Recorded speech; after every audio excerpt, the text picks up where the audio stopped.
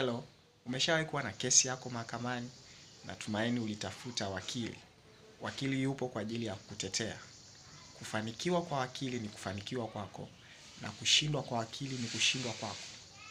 Well, Mungu wetu huyu aliyetuumba kupitia Yesu Kristo ni wakili wetu.